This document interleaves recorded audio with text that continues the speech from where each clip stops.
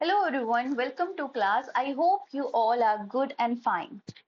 Today we are discuss about a HP Tech Medical Previous Year Paper Psychology Section जो कि नवंबर 2021 में हुआ था। इससे पहले हमने प्रीवियस ईयर लेक्चर्स डिस्कस किए हुए हैं, उसका लिंक आपको डिस्क्रिप्शन में मिल जाएगा, आप वहां से देख सकते हैं। डेफिनेटली आपको वो सारी वीडियोस बड़ी फायदेमंद रहेगी कि बहुत सारी बार पेपर हो चुका है। अगर एटलीस्ट आप सारे पेपर को नहीं देख सकते तो एटलीस्ट 10 पेपर जो प्रीवियस हैं 10-12 उन्हें तो जरूर देखिए। अभी तक अगर बात करूं तो 18 पेपर हो चुके हैं। 18 में से अगर आप 10 पेपर भी देख लेते हो, स्टार्टिंग के देख लिए 2012-13 के, उसके बाद अब 2020, 21, 22, 23 ये देख लोगे तो आपकी काफी मदद मिलेगी। देख लेना, अगर आप इन मतलब मेरी वीडियो को अच्छे से पढ़ते हो, वीडियो से अच्छे से पढ़ते हो, हर क्वेश्चन का समझ रहे हो कि इसमें थ्योरी में ये है वो है, या जब क्वेश्चन स्टार्ट कर रही हूँ उसमें समझ रहे हो, तो देख लेना आपका ऑटोमेटिकली स्कोर अच्छा रह जाएगा। पर हाँ, अब फिर देखो पीडीएफ भी देख लेना इसकी, क्योंकि एक बार आपने पढ़ा, बात की आप पीडीएफ देख लोगे तो आपको कंसेप्ट लर्न हो जाएंगे कि क्या इसमें बात की गई है, क्या बोला गया है, जो कि आपके लिए काफी ज्यादा हेल्पफुल रहेगा। राइट। बाकी बात करें, इसकी पीडीएफ आपको टेलीग्राम में मिल जाएगी, बात की है। बाकी किसी ने अभी तक चैनल को सब्सक्राइब नहीं किया तो सब्सक्राइब कीजिएगा, साथ साथ बेल आइकन दबा दीजिएगा ताकि जो भी मैं वीडियो अपलोड करूं उसकी नोटिफिकेशन आप तक पहुंच सके। बाकी अगर आपको वीडियो अच्छी लगती हो शेयर भी कीजिएगा, क्योंकि आपके जो लाइक शेयर होते हैं ना हमें मोटिवेट करते हैं बेटर काम करने के। बाकी वन मोर थिंग, अगर किसी को भी हमारी क्लासेस ज्वाइन करनी हो तो आप ज्वाइन कर सकते हैं। हमारे पास लाइव बैच, रिकॉर्डिंग बैच और नोट्स, हैंड रिटन नोट्स हैं, प्रीवियस ईयर क्वेश्चन के साथ हैं, जो कि आपकी ओवरऑल डेवलपमेंट के लिए काफी ज्यादा इंपॉर्टेंट है। सो चलिए बात करते हैं हम आज के पेपर के बारे में। So first question is, by the age of a 3 how much vocabulary a child has. Age 3 तक आते आते बच्चे में कितने वोकेबलरी वर्ड एड ऑन हो जाते हैं? तो अप्रोक्स 500, अप्रोक्स है, ये एग्जैक्ट वर्ड नहीं है, अप्रोक्स 500 वर्ड्स में एड ऑन हो जाते हैं बच्चे के नॉलेज में। So now next, going to next question, who was the first to conduct study of instrumental conditioning? तो इंस्ट्रूमेंटल कंडीशनिंग, एक आता है ऑपरेंट कंडीशनिंग। कंडीशनिंग होता है आप कंडीशन कर देते हो बच्चे की। अब बात करें पैवलॉव की, पैवलॉव ने क्लासिकल कंडीशनिंग के बारे में बोला है, ठीक है, जिसमें इन्होंने डॉग के ऊपर एक्सपेरिमेंट किया था, डॉग की कंडीशन कर दी थी, उसको बेल के साथ जोड़ दिया था, बेल के बाद ही उसको सलाइवा निकलने लग गया था। टॉलमैन की बात करें, इन्होंने मीनिंगफुल बिहेवियर, लेटेंट लर्निंग की बात की थी। एक आते टर्मन, टर्मन और टॉलमैन में कंफ्यूज मत होना। टॉलमैन पर्पसिव, हम एक काम तब करते हैं जब हमें दूसरा चाहिए होता है। आप इस टाइम पढ़ रहे हो इसलिए क्योंकि आपको टेस्ट क्वालिफाई करना है, एक टारगेट आप तब करते हो, और साथ साथ में लेटेंट लर्निंग के बारे में भी इन्होंने बात की थी। थॉर्नडाइक ने 3 लॉस दिए थे, ट्रायल एंड एरर थ्योरी दी थी, law of effect, law of exercise, law of redness, primary law and secondary law दिए थे। स्किनर ने बात की थी, और इन्होंने ही बात की थी किसके बारे में? री के बारे में, कि अगर आप री देते हो बच्चों को तो बच्चे अच्छे तरीके से बिहेव करते हैं, ये बात इन्होंने बोली थी। तो ये पॉइंट आपको ध्यान में रखना, पूरा एक्सप्लेन कर दिया। बाकी आगे भी इनके नाम यूज होंगे तो मैंने आपको पहले ही बता दिया।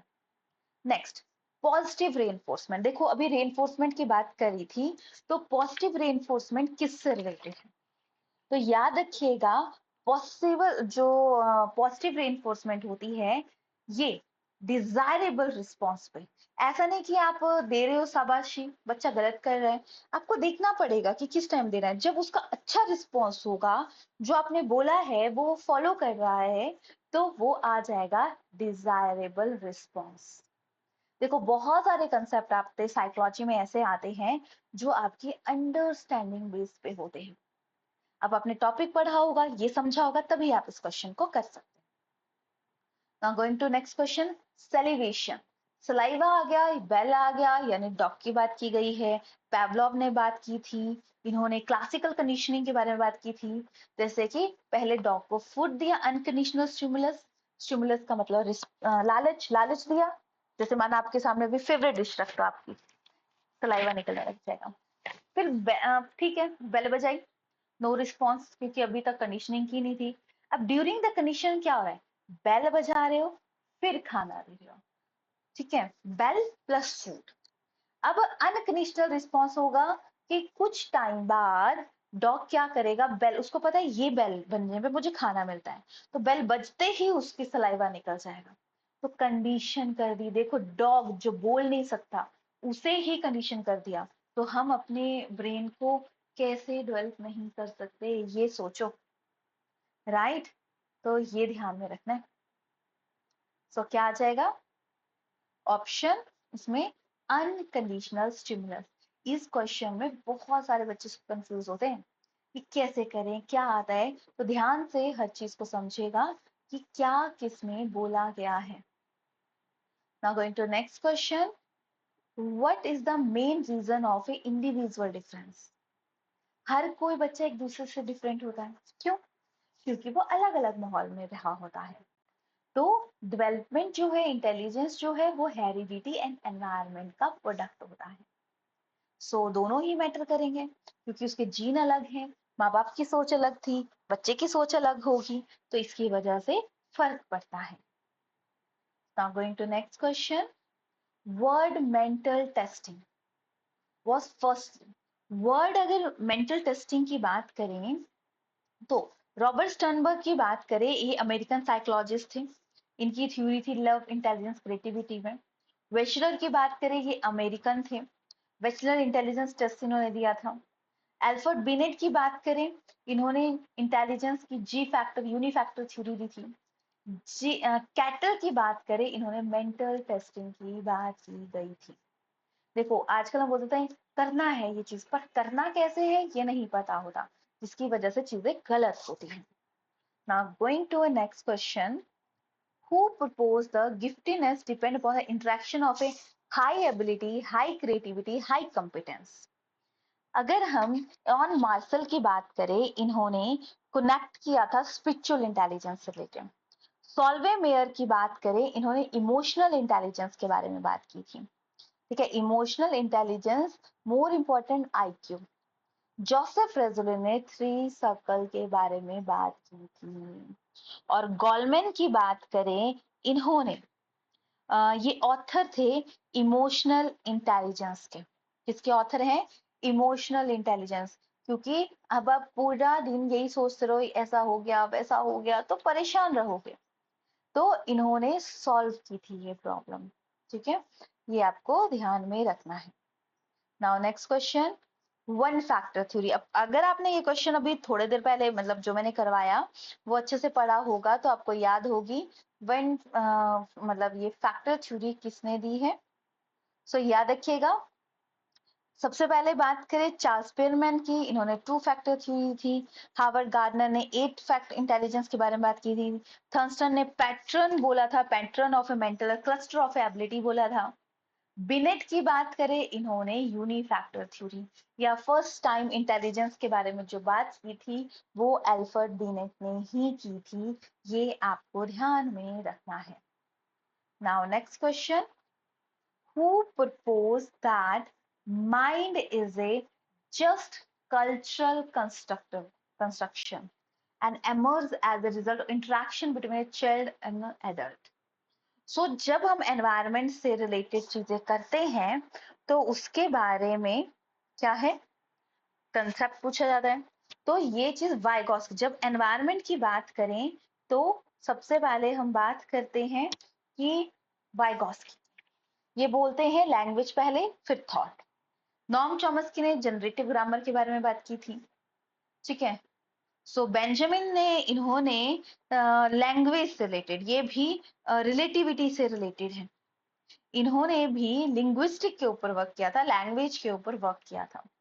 टॉलमैन ने पर्पसिव बिहेवियर के बारे में बोला था कि हर कोई काम करता है किसी और पर्पस से ही करता है, एक दूसरे से रिलेटेड करता है। right? Now going to next question. Characteristic of a test that is measure what it claim to measure it called. तो क्लेम टू मेजर की बात करें तो वैलिडिटी, बोलते हैं ना कि हाँ अगर आपको 1 साल की वैलिडिटी है तो वैलिडिटी है, आप क्लेम कर सकते हैं 1 साल के बीच में खराब होता है, तो इस तरीके से भी समझ सकते हो क्लेम को। और रिलेटिविटी होता है कि कंसिस्टेंसी, आपके मार्क्स सब कुछ एक कंसिस्टेंसी के ऊपर चले हुए हैं, ऐसा नहीं कि कुछ भी कभी भी नहीं, एक सीक्वेंस में चीजें चली हुई है। Now next question, cephalocaudal physical development.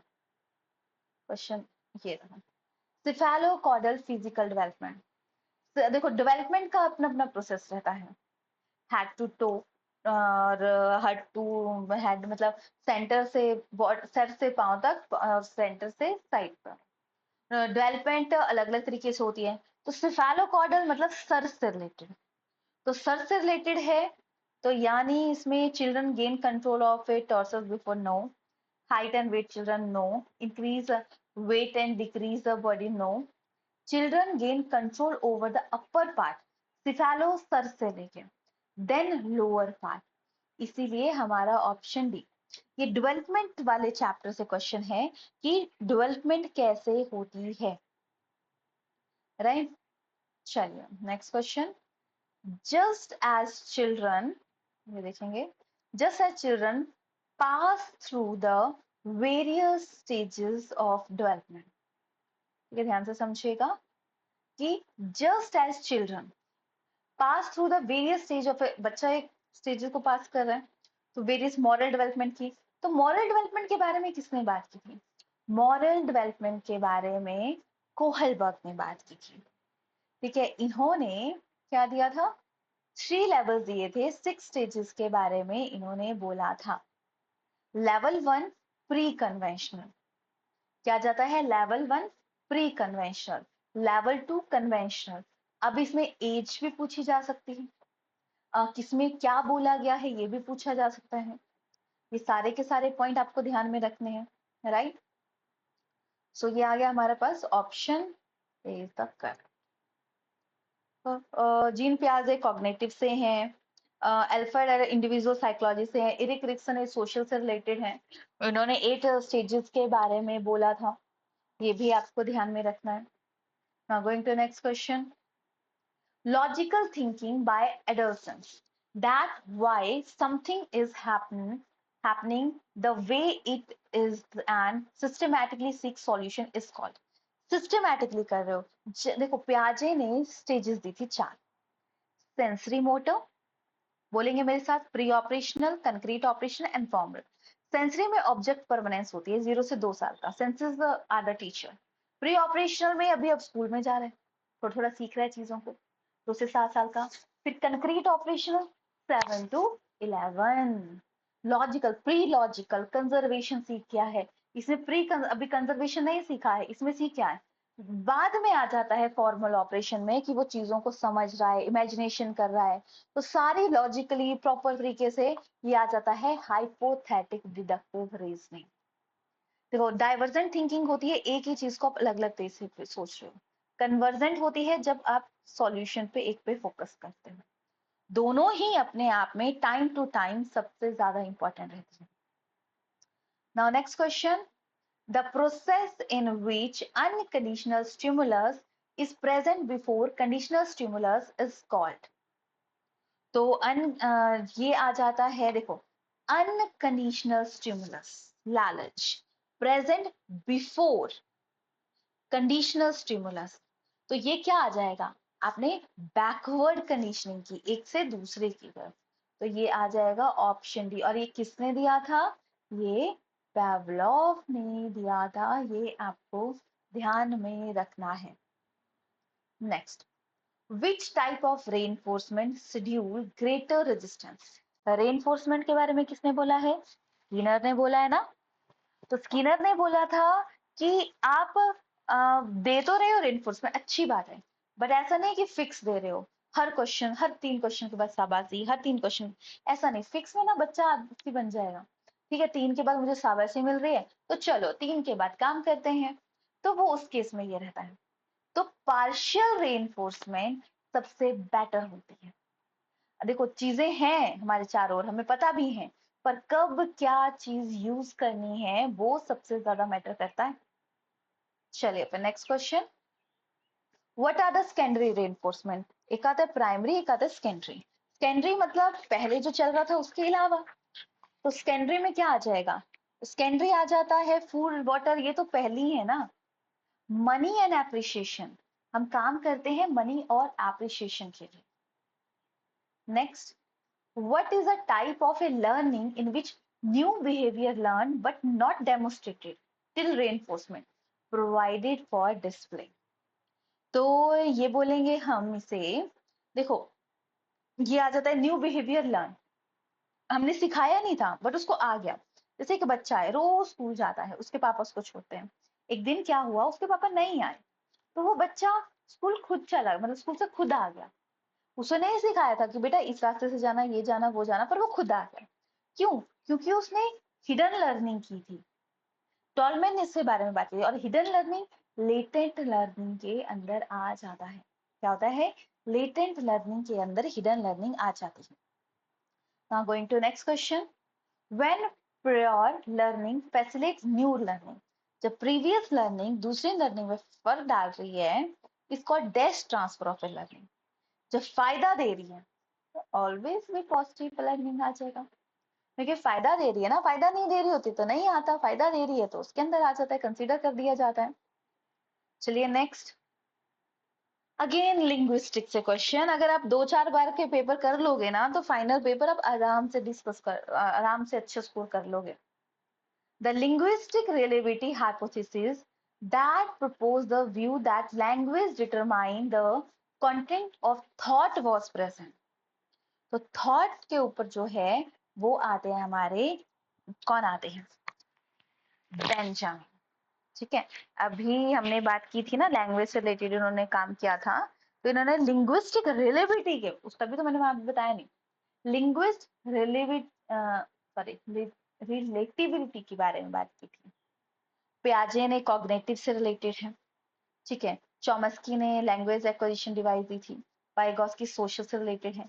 अपना क्वेश्चन आता नहीं हो ना एलिमिनेशन टेक्निक अपना, अच्छा ये तो है नहीं है, ये भी नहीं है, लैंग्वेज से रिलेटेड ये है, चॉमस्की ने ये दिया था, तो ये आ जाएगा सही आंसर। ऐसे करने की कोशिश करो, वो एक्सप्लेनेशन साथ में दी है, ताकि अगर आपने पढ़ना हो, फिर से रिवाइज करना हो, एक बारी गो थ्रू होना हो, तो आप आराम से इसको पढ़ सकें, इसीलिए ये चीज ऐड ऑन की है। Right now, children think is qualitative different from the adult, that is change over a time was presented by। देखो पहले बोला जाता था कि बच्चा क्वालिटी क्वांटिटी, मतलब बच्चा ना बड़ों के बराबर ही सोचता है, क्वांटिटी सेम है बट क्वालिटी में फर्क है। बड़ा समझदारी से वो करके, क्योंकि उसको एक्सपीरियंस होगा, और जिसको नहीं होगा बाजेगा। तो इसमें जीन पियाजे ने इस पे वर्क किया था। बाई की बात करें, जैसे बॉल्वी की बात करें, बेस्ट नोन और अटैचमेंट थ्योरी के बारे में उन्होंने बात की थी। किसके बारे में? नए साइंटिस्ट हैं, इससे पहले कभी इनका नाम नहीं यूज हुआ है, तो याद रखिएगा इन्होंने अटैचमेंट थ्योरी के बारे में बात की थी कि क्यों कोई अटैच होता है, क्या नहीं होता, उसके बारे में इन्होंने बात की। नेक्स्ट, प्याजे तो हर जगह ऐसे घुसे होते हैं कि ऐसा कभी होता ही नहीं है 2-3 क्वेश्चन ना आए प्याजे से, डायरेक्टली में तो इनडायरेक्टली क्वेश्चन तो आना ही है इनसे। तो अकॉर्डिंग टू प्याजे the stage of a cognitive development age characteristic they are, तो ये आ जाएगा फॉर्मल। अलग अलग स्टेजेस हैं फॉर्मल मतलब प्रॉपर तरीके से, तो कॉग्निटिव डेवलपमेंट के अंदर आ गई फॉर्मल। ठीक है, चलिए नेक्स्ट क्वेश्चन, शायद ये दूसरा तीसरा क्वेश्चन है जो प्याजे से रिलेटेड है। नेक्स्ट क्वेश्चन ऑल्सो फ्रॉम प्याजे, Piaget stage of cognitive development conservation. अभी मतलब इसमें बोला है कि वो कंजर्वेशन सीख चुका है। सेंसरी मोटर में सेंसेस है, प्री ऑपरेशन में भी सीख रहा है, अभी नहीं पता उसको अरेंज कैसे करनी है चीजें। कंक्रीट ऑपरेशन में वो सीख जाता है कंजर्वेशन, बड़ा छोटा अरेंज करना क्या है, तो ऑप्शन सी। फॉर्मल ऑपरेशन की बात करें तो इसमें हाइपोथेटिक लॉजिकल डेवलपमेंट हो जाता है, बच्चा अलग अलग पर्सपेक्टिव से सोचता है, ये सारी चीजें इसके अंदर आ जाती हैं, right. Now going to next question, which of the parenting style makes the children socially responsive? कौन से में बच्चा सोशल रहता है, मतलब सेल्फ कॉन्फिडेंस रहता है? तो याद रखिएगा अलग अलग स्टाइल हैं। परमिसिव, इसमें child derive rarely given to enforce rule.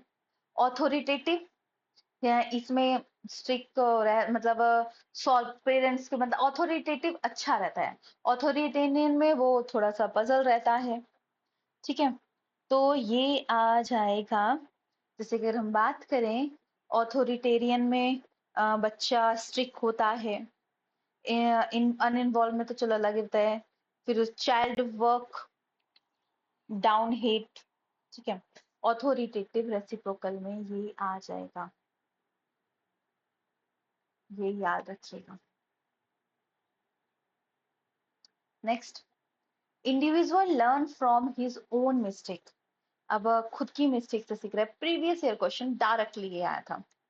तो जब अपनी मिस्टेक से सीख रहा है तो वो बार बार चीजों को कर रहा है, तो ट्राई एंड एरर थ्योरी इसके अंदर राइट आंसर आ जाएगा कि ऐसी चीज होती है, ऐसे होगा, वो होगा, इसके बारे में। Now next, according to John Dewey, एक सेकेंड दिखा देते हैं, school dash institution and education is a dash process. School एक सोशल है और institution is a social process है, education is a social process, क्योंकि हम उसमें जुड़ते हैं। देखो पेपर में ना हिंदी इंग्लिश दोनों आ रहे हैं, तो आप हिंदी इंग्लिश दोनों तरीके से क्वेश्चन को देख सकते हैं, जिससे कि आपको आसानी मिले। Next question is gifted student. Gifted student वो होते हैं जो अलग अलग वे से सोचते हैं। सो डाइवर्जेंट थिंकिंग, कन्वर्जेंट थिंकिंग आ जाता है कि कन्वर्जेंट थिंकिंग आता है जब आप अलग अलग तरीकों को सोच के फिर एक जगह आंसर पे पहुंच जा रहे हैं। डाइवर्जेंट थिंकिंग होती है जब आप एक ही चीज को अलग अलग तरीके से सोचते हैं, दोनों ही अपने तरीके में इंपॉर्टेंट है। सो गिफ्टेड स्टूडेंट होते हैं वो डाइवर्जेंट थिंकर मेन गिने जाते हैं। क्या गिने जाते हैं? डाइवर्जेंट थिंकर मेन गिने जाते हैं, याद रखिएगा, right.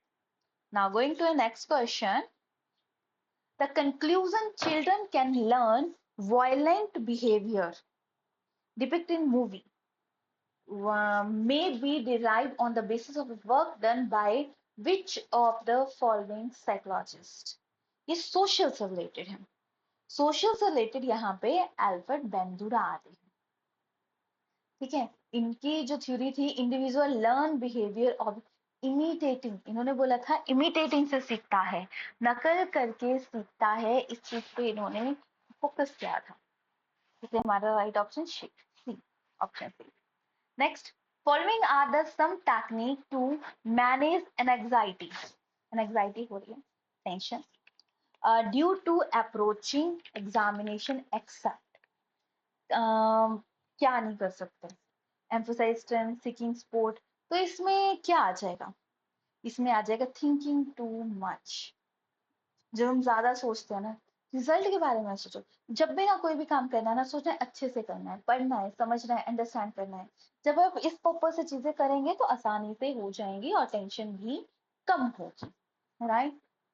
Now Bloom taxonomy, Bloom taxonomy इन्होंने 3 डोमेन्स दिए थे, cognitive, psychomotor and affective.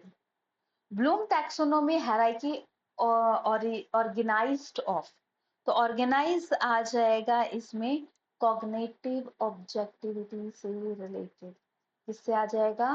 Cognitive objectivity से रिलेटेड, ये कैसे चीजें होनी है, कैसे करना है। Now next and last question gender से रिलेटेड है, ठीक है। Feature assign due to social role not due to biological. देखो सोशल सोसाइटी ने रोल बना दिया ना, लड़की है तो ये काम करेगी, लड़का है तो ये काम करेगा, ये नहीं कर सकता, ये नहीं कर सकते, रूल बन गए हैं, बनाए हैं। तो ये क्या है? जेंडर स्टीरियोटाइप, रूढ़िवादिता सोच कि लड़का है तो हो नहीं सकता, लड़की है तो ऐसा नहीं कर सकती। ये क्या है स्टीरियोटाइप? देखो, सेक्स बायोलॉजिकल है, ठीक है, और जेंडर सोशियोलॉजिकल कंस्ट्रक्ट है। सेक्स है, मेल और फीमेल है, फर्क है, बायोलॉजिकल फर्क है, पर इसका मतलब ये नहीं है कि वीक है एक पर्सन, फीमेल्स को वीक बना दिया गया है। तो ये आ जाएगा जेंडर स्टीरियोटाइप्स के अंदर। तो ये तो था आज की ओवरऑल क्लास के बारे में। बाकी किसी को भी कोई डाउट होगा तो आप पूछ सकते हैं, डेफिनेटली आपके सारे के सारे डाउट्स को क्लियर किया जाएगा। मिलते हैं नेक्स्ट क्लास में नेक्स्ट पेपर के साथ। अगर आपको हमारी वीडियोस अच्छी लगती हैं तो लाइक शेयर सब्सक्राइब कीजिएगा, क्योंकि आपके लाइक शेयर हमें मोटिवेट करते हैं और बेटर काम करने के लिए। Thanks for watching.